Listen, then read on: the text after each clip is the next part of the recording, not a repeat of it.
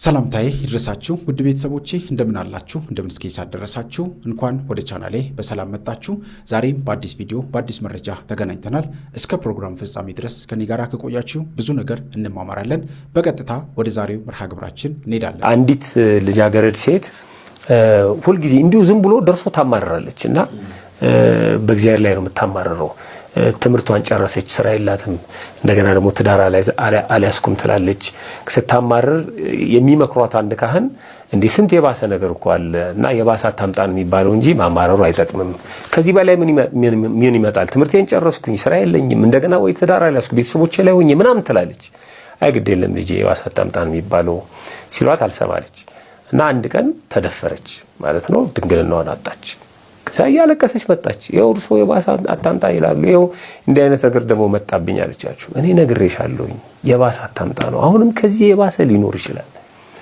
አጽናኗት ያው ተደፍራለች ድንግልናዋን አጣለች እንግዲህ በስርዓተ ተክሊል በቁርባን አገባለሁ ብላ ስታስብ የነበረች ሴት ለምን አላገባውም ብላ ስትማረር የነበረች ሴት እንዲህ አይነት ነገር ደረሰባት በጣም አዝነው አጽናንተው ያው እየተማረረችን ቢሆን ላኳት ማለት ነው ግን አልተመለሰችም ከዚህ በላይ ምን ይመጣል ምናምን ይያለች መጨረሻ ላይ ጸነሰች ያ ባይሆን ጥሩ ነበር ግን ሆነ አሁን ደግሞ የመጨረሻ መረራት ማለት ነው ምንድነው ማድረገው አባቱ ማይታወቅ ተደፍሬ እንዴት እንደገና ደግሞ የልጅ እናት ሆናለሁ ያለ ትዳር ያለ ስራ ቤተሰቦቼ ላይ ምናምን አለች እግዚአብሔር መንገድ አለው አሁንም አታማሪ ወደ ህይወትሽ ተመለሺ ተይ ቢሏት አልሰማለች ወለደች ስትወልድ ግን የተወለደው ህፃን አንገቱ መንታ የሆነ አካሉ ሌላው አካሉ ግን አንድ የሆነ ህፃን ተወለደ መጣቻውን ያለቀሰችኝ አባት ጋር ማለት ነው ይሄው እንደዚህ ሆነ እግዚአብሔር እንደዚህ ያደረገኝ ምንም ማድረግ አልቻሉም እግዚአብሔር አይደለም ይሄንን የሚያደርገው ያንቺ ህይወት ነው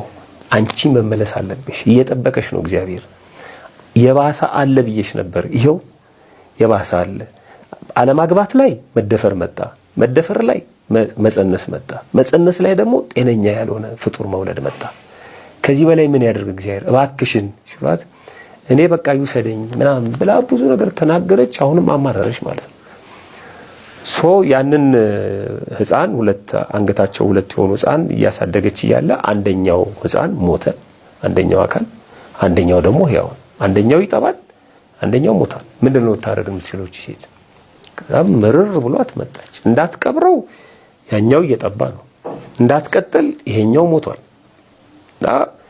በጣም ተጨነቀች ካህኑም በጣም ተቆጡ ይሄ ከባድ ነው ለመንደሩም ለኛም የሚያሰጋ ነገር ውስጥ ነው ያለነው ስለዚህ እባክሽ ብለው ጸሎት አድርገው በአግባቡ በስነ ስርዓቱ መክረው ልቧ እንዲመለስ አደረጉ በቃ የባሰ ታምጣ እስከዛሬ ድረስ በድያለሁ ይቅር በለኝ ብላ ተማጸነች ወዳው ይሄንን ስትማጸና ጸሎት ሲያደርጉላት ልቧ ስትመለስ የተረፈው አንደኛው አካል ሞተ ሁለቱንም ቀበረች ከዛ ህይወቷን ቀጠለች ይላል እና ያማረርን በሄድን ቁጥር እየተጨመረ ነው የሚሄደው የሚቀነስ ነገር አይኖርም ስለዚህ ቶሎ ፔኔትሬት ማድረግ አለብን ወደ ኋላ መመለስ አለብንና አማረን ምናመጣው ነገር የለም የተሰጠን ነገር ላይ ትኩረት ብናደርግ የሚሰጠንም ነገር ደግሞ በጣም ብዙ ነው ከዛ ህይወት ስንወጣኮ አሁን እቺ ልጅ ህይወቷ ተስተካክሎ ነው የኖረችው ከዛ በኋላ ማለት ነው ያንን ቀበረች ከዛ በኋላ ስራ ይዛ ከዛ ወደ ትዳርም ገብታ እግዚአብሔር እየጠበቃት ነው አየ በዛ ምሬት ውስጥ የሆነ ነገር ሊያደርጋት አልፈለገም ግን አስተማራት ማለት ነው ለሌሎቹም አሁን ዛሬም እኛ ጠቀስናት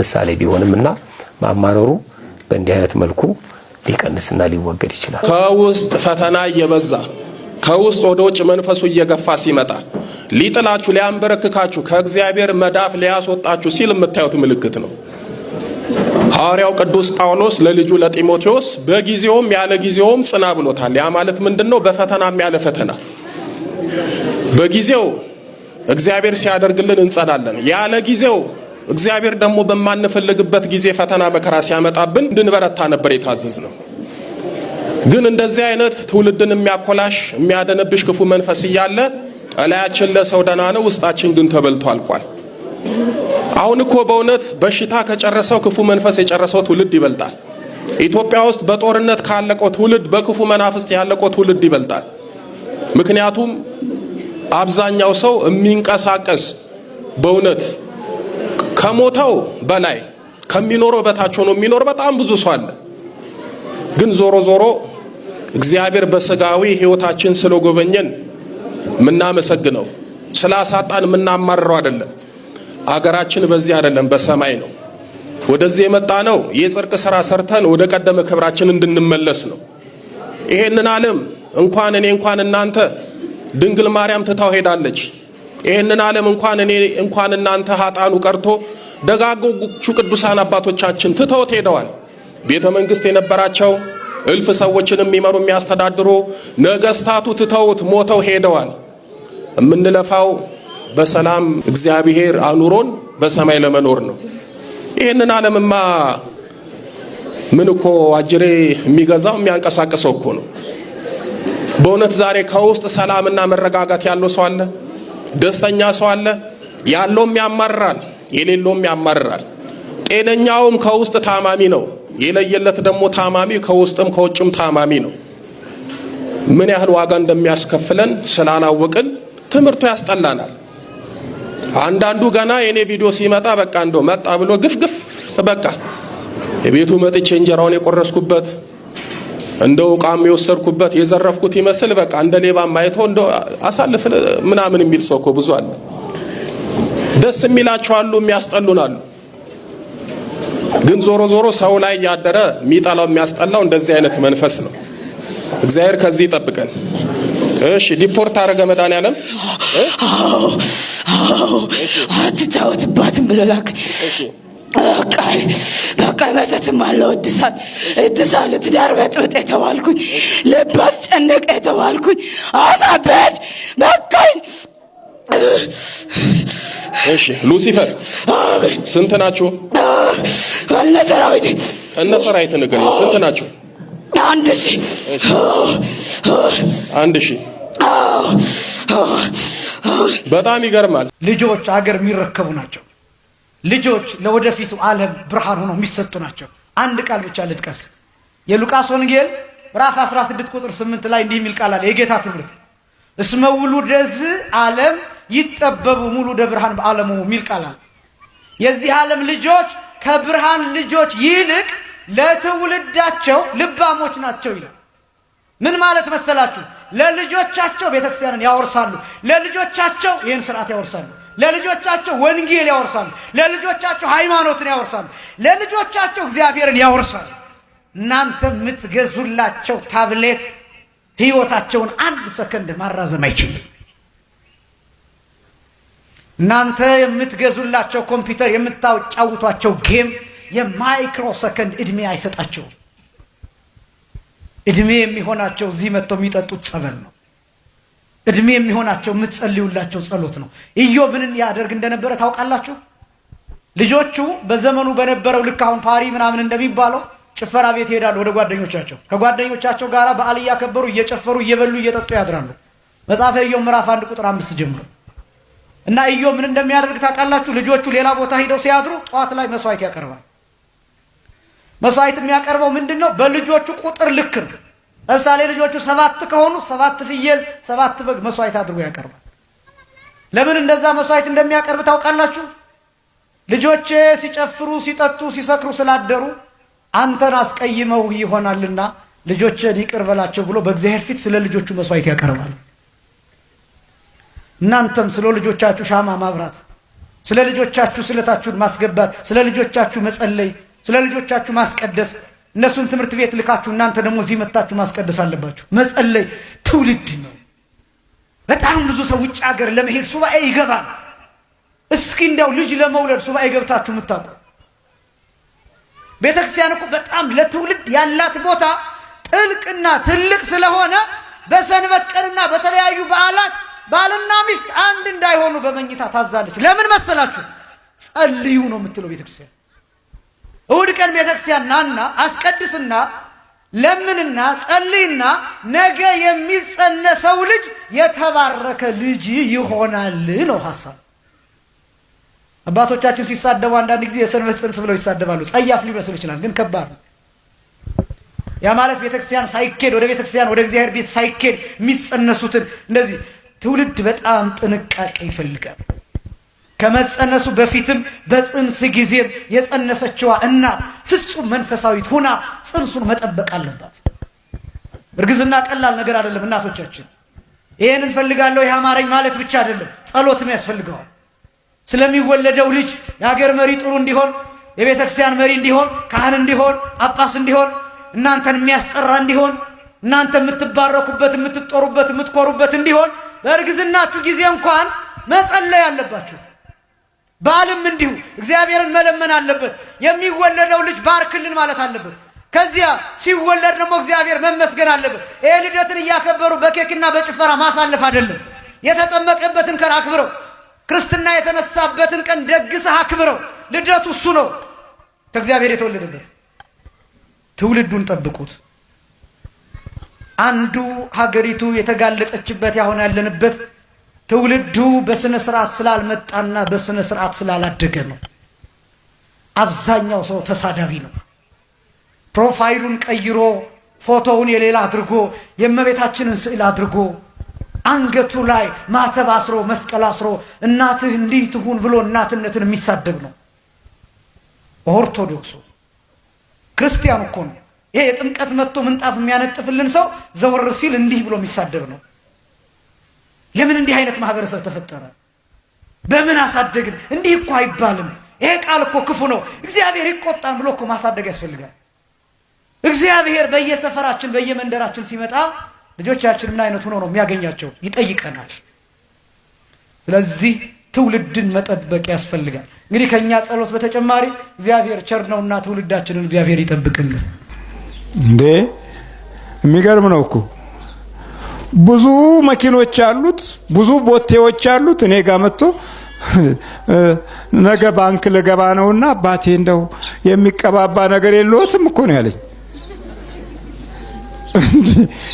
የሚቀባባ ከኔ ፈለጋ አየሽ። ምን ልታረግ ነው? ማናጀሩ ጋር ገብቼ ስጠይቅ የሚረዳ ቅባት ስጡኝ፣ ገንዘብ ባንክ ቤት ሄዶ እዚህ እኮ ሲከታተል የቆየ ነው። የሚከታተለው ለሀብቱ መጨመር እንጂ ስለ ነፍሱ ጉዳይ አይደለም። የሚከታተለው እዚህ ያለው ሰው ሲድን እኔ የተሻለ ዓለምን የሚያስቸግር አስማተኛ አድርጎ ነው ያየኝ። ስለዚህ የሚቀባባ ነገር ነው የጠየቀኝ፣ ቅባት። ብልጥ ሀብታም ነው። አንድ ሁለት ቀን ግን ቁርጥ ጋብዞኛል።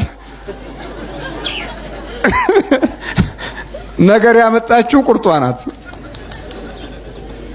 ከዛ በኋላ ቆራጮችን በትክክል ነው የማየው እና አስቸጋሪ ነገር ነው እና ቅባት ጠየቀኝ። እንግዲህ ይሄ ሰው እንዲወርዶ አስማት የሚፈልግ ከሆነ ይረዳል ብላችሁ አትጠብቁ። ከገንዘቡ ያካፍላል ብላችሁ አትጠብቁ። ይሄ እግዚአብሔርን ማዳን አያይም። በቃ አያይም። 4 ነጥብ የተዘጋ ጉዳይ ነው። ለዚህ ነው ጌታ ሀብታም አለ በክፉ መንፈስ ስለሚኖር ሀብታም በእግዚአብሔር መንግስት ይገባል ከማለት ግመል በመርፌ ቀዳዳ ቢሾልክ ይቀላል ብሎ ተናገረ። አየ ከሀብቱ ኋላ ያሉት ሰነዶቹ የሚቀባቡ ቅባቶችና የሚቀበሩ ነገሮች አሉ ማለት ነው። የዛ መዘዝ ታዲያ ለሌላው ለማካፈል የሚያስችል መንፈስን የሚያስገበይ ዕውቀትም ሆነ ፍላጎት የለውም እና እዚህ ያካፍል አለ። ዱባይ ያለ ሰው ይኖራል፣ ቤሩት ያለ ሰው ይኖራል፣ አረብ ሀገር፣ አፍሪካ ሀገር ወይም ካህን የሌለበት ቦታ። እኔ ታደሰ የሚባል ሰው አውቃለሁ። ኮሪያ ውስጥ ያለ ነበር። ሬዲዮ ላይ ይደውልልና ይረዳን ሁሉ ነበር። ከኮሪያ ቄስ የለም አጠገቡ፣ ካህን የለም አጠገቡ። እነዚህ ሁሉ እንዴት ነው እግዚአብሔር የሚያረጋችሁ? እንዴት ነው ብላችሁ ታስባላችሁ? የእመቤታችን ሰዓሊ ለነ ማርያም የምንለው በቃ በየሰዓቱ ለሰራው ኃጢአት የልጅሽ እጅ መማር ብቻ ነውና በቃ ከልጅሽ ዘንድ አማልጅኝ የምንለው አለ። ሰዓሊ ለነ ማርያም ለለሰዓቱ ተግባረ ዳዊሁ ለወልድኪ ንጥፋ በከንቱ ኩሎ ማልተ ወኩሎ ሌሊተ ብዙ ኃጢአተ ዘገበርነ በእንተ ማርያምከ ስረይ ለነ ኃጣውኢነ። የልጅሽ እጅ መማር ብቻ ነው በየሰዓቱ በየደቂቃውና በየደቂቃው የሰራውትን ኃጢአት ይቅር እንዲለኝ ሰአሊ ለነ ማርያም ለምኝልኝ ብቻ አይደለም ደግሞ እኛ ሰአሊ ለነ ነው፣ ለሁላችንም ነው ምሕረቱን ይላክልን። ስለዚህ ያቺ ሴት አገርም በየዕለቱ ጽፋለ የኢየሱስ እጅ እንደሆነ መማር ነው እያለች ኃጢአት እንድትሰሩ በደል እንድትሰሩ አይደለም፣ የልቧን አይቶ ነው። እናንተም የልባችሁ ነው የሚታየው። ይሄን ይዛችሁ ለካ ይቅር ባይ ነው ያልክ ጻፍ አሉ። ግለጽ መጽሐፍ በየቀኑ እየሰራ ሂድ፣ እየቀጠቀጥክ እየቃምክ እያጨስክ እየዘሞትክ እየሰሰንክ ጣዖት እያመለክ እያማህ እየረከስክ እየቆሸሽህ ያጋንንት መጫወቻ ከሆንክ እሱን እግዚአብሔር ይወቅልህ። ያቺ ሴት ኃጢአቷ ሁሉ ተከምሮ በኋላ ተሰርዞላታል። ትጽፍ ነበረ፣ ሴቲቱ ኃጢአቷን ትጽፍ ነበረ፣ ተደመሰሰላት፣ ምሕረትን አገኘች። አሁን ዋና ልቧ። እቺ ሴት እንዳትረሳ ነው ኃጢአቷን ሁሉ ትጽፍ የነበረው። መልካም። እናንተስ ድንገት ኃጢአታችሁን የረሳችሁ ሰዎች እንዴት ነው የሚሆነው? የረሳ ነው ኃጢአት ለካህን አልነገር ነው ንስሐ አልገባንበት እንዴት ይሆናል ብላችሁ የምትጨነቁ ካላችሁ ምንም የሚያስጨንቃችሁ ነገር የለም። ምንም። አንደኛ ኃጢአት የሚሰራው በሶስት ወገን ነው። 1 በሐልዮ በሐሳብ፣ 2 በነቢብ በመናገር፣ 3 በገቢር በመስራት በመፈጸም ነው፣ በተግባር። የሐልዮ ሐሳብ ስንቱን ነው የምታውቁት? ታውቁታላችሁ? በየሰከንዱ ስንት ኃጢአት ነው የምናስበው? በመናገር ስንት ኃጢአት ነው የምንሰራው እንጂ የሐልዮውን ስንቱን ነው የምታስታውሰው? ማን ነው ኃጢአቱን አስታውሶ የሚያውቀው? ከጸጉሬ ይልቅ ኃጢአት የበዛ እኮ ነው ያለው።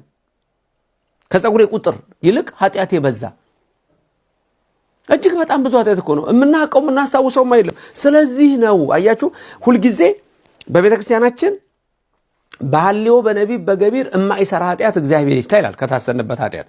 ሌላው ደግሞ ምን ይባላል? በእውቀት ወይም አለ እውቀት፣ በድፍረት ወይም በስተት፣ ከልጅነት እስከ እውቀት፣ ከመዓልት እስከ ሌሊት። ያዙ እነዚህን 4 ነገሮች። አንደኛ በእውቀትም ያለ እውቀትም። አውቀን የምንሰራው ኃጢአት አለ፣ ሳናውቅ የምንሰራው ኃጢአት አለ። ስለዚህ ሳናውቅ የምንሰራው ኃጢአት ካለ ንስሐ ስንገባ አላወቅነውም ማለት ነው። ስለዚህ ብረሳው አይፈረድብኝም፣ አላውቀውም፣ ብቻ ይቅር በለኝ የሚለው ነው። አንደኛ በእውቀት አለውቀት። ሁለተኛ በድፍረት በስተት። ሁለተኛ የሚሰራው ደግሞ በድፍረት ምንድነው ይሄ ብሎ በድፍረት የሚሰራ ኃጢአት አለ፣ በስተት ደግሞ አለ። ይቅር በለኝ ስተቴን የምንለው። እነዚህ ደግሞ ኃጢአቶች ሶስተኛ ከልጅነት እስከ እውቀት ነው። ከሕፃንነት ጀምሬ እስከ ሽምግልና እስካለሁበት እድሜ ድረስ የሰራሁት ኃጢአት ማለት ነው። ይሄን ሁሉ ዘርዝረህ ታውቃለህ? ታውቂያለሽ? አራተኛ ከመዓልት እስከ ሌሊት፣ ከጠዋት ጀምሮ እንደገና ምሽቱን እስከሚነጋ ድረስ በስንት ወገን? በ3 1 በሐሳብ፣ 2 በመናገር፣ 3 በገቢር፣ በሐልዮ በነቢብ በገቢር የሰራሁትን ኃጢአት ይቅር በለኝ ነው የሚባለው። ስለዚህ የረሳችሁት ኃጢአት ካለ ይቅር በለኝ ካላችሁ ብቻ በቂ ነው። ንስሐ ከገባችሁ በቂ ነው። ቸር አምላክ፣ ይቅር ባይ አምላክ፣ ሩህሩህ አምላክ አላችሁ። ስለዚህ ድንገት የረሳሁት ኃጢአት ንስሐ ሳልገባበት ብላችሁ ምንም የሚያስጨንቅ ነገር የላችሁ። የብዙ ሰዎች አንድ ችግር ምን እንደሆነ ልንገራችሁ። ምን ችግር እንዳለባችሁ ልንገራችሁ። እግዚአብሔር ይቅር ብሏችኋል፣ እናንተ ግን ራሳችሁን ይቅር አላላችሁ። በቃ ትልቁ ችግራችሁ ይሄ ነው። እወቁት። እግዚአብሔር ይቅር ብሏችሁ ባለፈው እንዳለው ኃጢአታችሁን ረስቼዋለሁ ብሎ ደግሜ አላስብም ብላ እናንተ ያንን ታመነጅጋላችሁ። ዛሬ ነው መጠንቀቅ። ዛሬ ነው እንዳትቆሽሽ መጠንቀቅ። ላለፈውማ በዛ ሐለፈ ይማረን ወበዘ ይመጽእ ቀበነ ተብሏል እኮ። ባለፈው ይማረን በሚመጣው የሚጠብቀን እኮ ተባለ። እንደዛም ሆኖ እንኳን እንመለስም። ግን ቸር ነው እግዚአብሔር። ደግመህ ኃጢአት አትስራ፣ ደግመሽ ኃጢአት አትስሪ። በቃ ሩህሩህ አባት እሱ ነው የሚለው። ልጄ ደግመሽ ኃጢአት አትስሪ፣ ተይዛለች እኮ በዝሙት፣ ግን ሂጂ ምሬሻለሁ፣ ሊወግሯት የነበሩት ሁሉ እንዴ እናንተ ኃጢአት የለባችሁም አላቸው።